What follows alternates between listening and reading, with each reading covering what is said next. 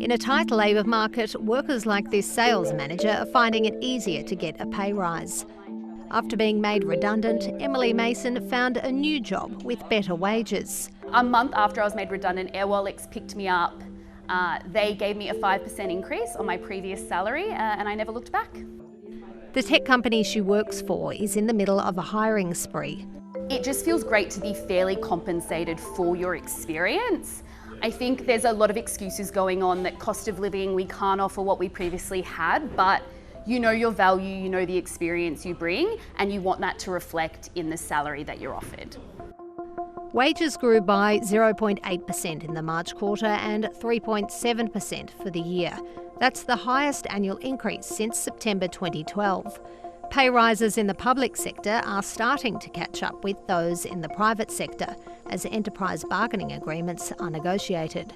Around half of all workers got a pay rise above 3%, but only 1 in 10 came close to matching inflation. The biggest increases in wages over the last 12 months were in service areas like education and training, professional, scientific and technical services, public administration. Tina Cowan works for the Tasmanian Education Department. She got a 3.5% pay rise this year, which is helping to cover the basics.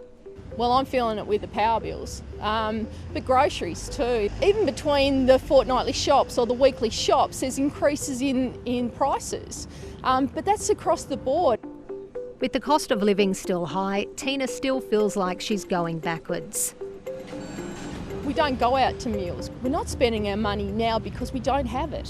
The Reserve Bank fears hefty pay increases will fuel inflation, requiring even higher interest rates to curb consumer prices.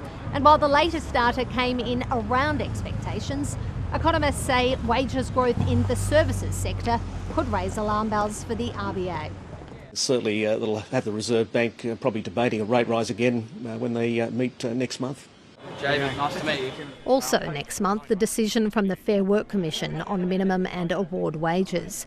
The government is backing an increase in line with inflation for the lowest paid. When it comes to wages growth, decent wages growth is part of the solution to cost of living pressures, not part of the problem. That's something this security company owner says she can't afford.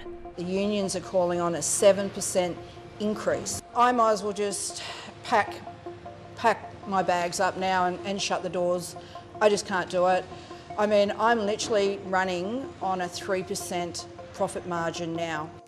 Gina Field says while she's not against giving workers a pay rise, she warns it could come at a cost.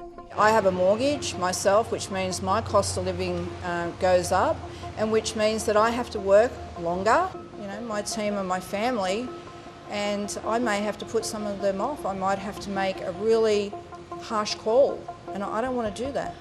Wage rises more contentious than ever in a time of high inflation.